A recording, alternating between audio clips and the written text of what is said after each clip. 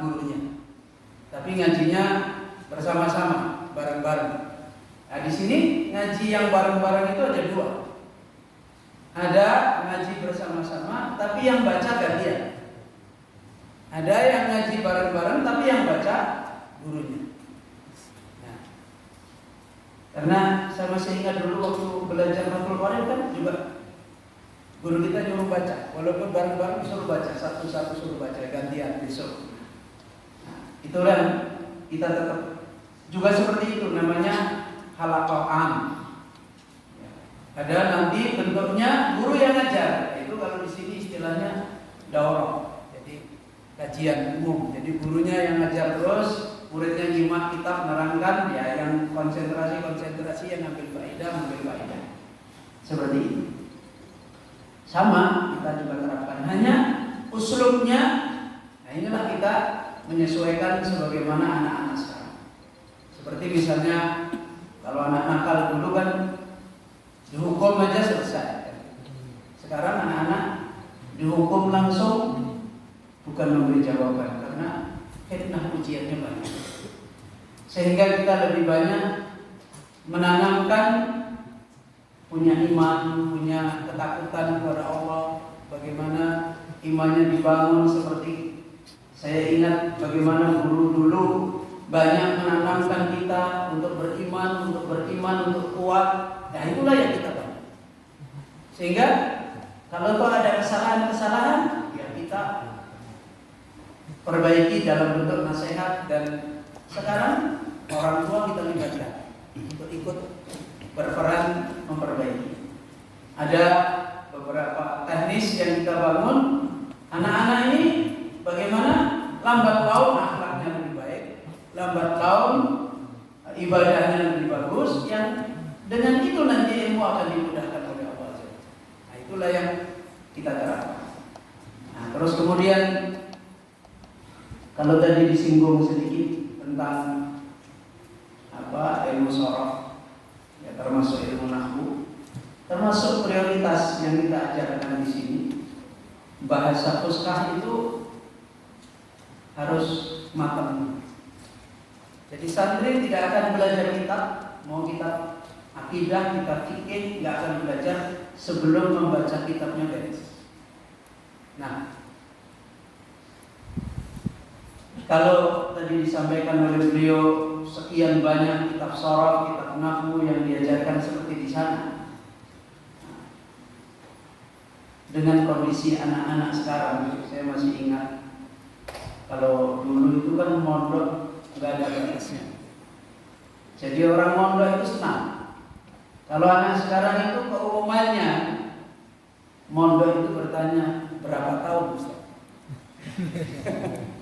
Kalau dulu kita mondok itu, saya masih ingat, saya punya teman umurnya di atas saya, namanya Kang Musri.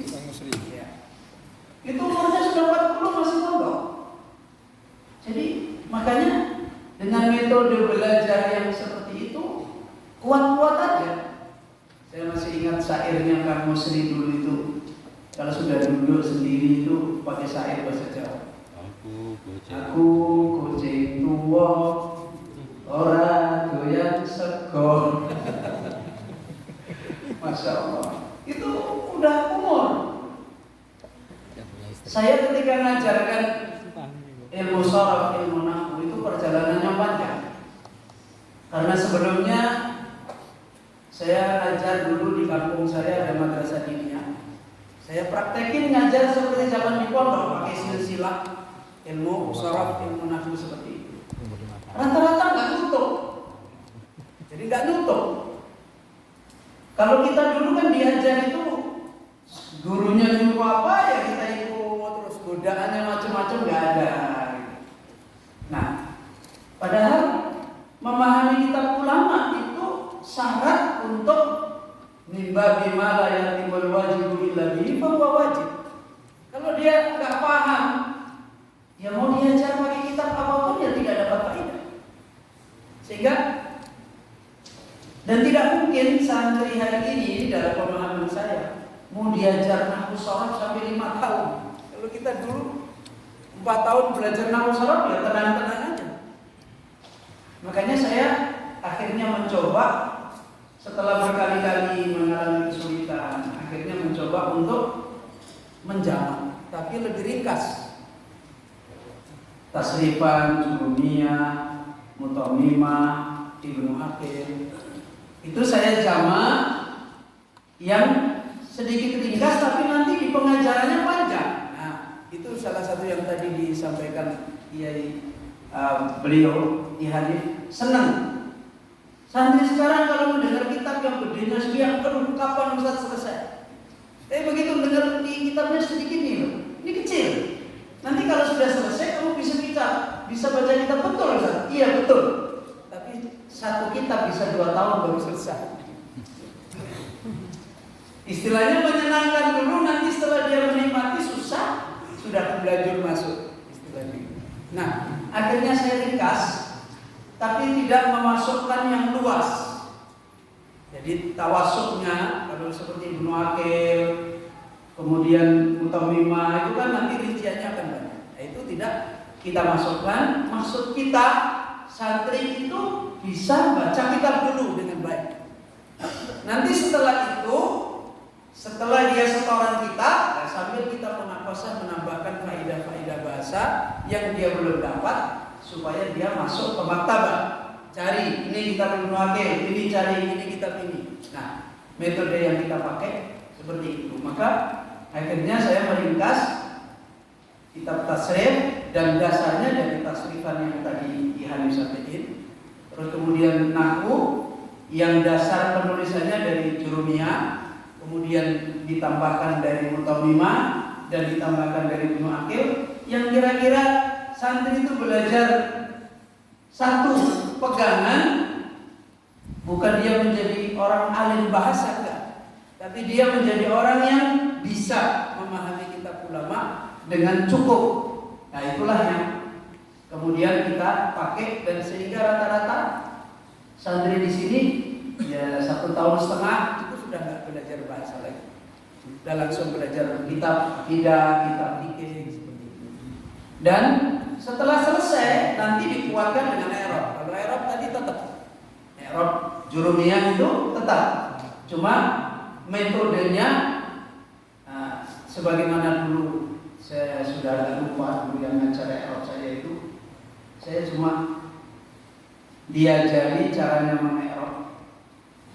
Kalau nggak salah di hati, saya diajari caranya meng-i'rab karena Jurumiyah sudah hafal. Jadi tunggui sama beliau, tunggui sampai kamu capek. Sehingga dulu saya i'rab Jurumiyah itu cuma 2 kali pertemuan selesai. Karena dikasih tahu caranya i'rab, kemudian Jurumiyahnya sudah hafal, ya sudah mikir terus. Dari pagi sampai sore saya masih ingat sama Hafid dulu. Jadi 2 kali pertemuan i'rab Jurumiyah itu rampung. Nah, itulah yang kemudian saya praktekkan kepada santri-santri di sini. Jangan menghafal tulisan supaya bisa tatbik. Tapi bagaimana caranya i'rab? Kalau i'rab mubtada itu caranya gimana? Khobar gimana? Tetap pakai bahasa Arab. Tapi tatbiknya sambil memahami, bukan menghafal tulisan. Karena kalau menghafal nanti ketika dipraktekin ke lugah Arabiah yang lain, rata-rata kebingungan. Nah, dengan memahami seperti itu, alhamdulillah akhirnya lebih mapan. Itu pengajaran yang kita terapkan. Metodenya sebenarnya metode ini ya metode yang kita pakai ya ketika dulu saya mondok. Padahal saya ini pernah mengalami sekolah sampai IAIN. Ya, saya pernah mondok, saya pernah mengalami sekolah sampai IAIN. Lembaga formal pernah, bahkan saya sekolah guru PGA, itu diajari caranya ngajar sebagaimana klasikal. Tapi setelah perjalanan panjang, saya memahami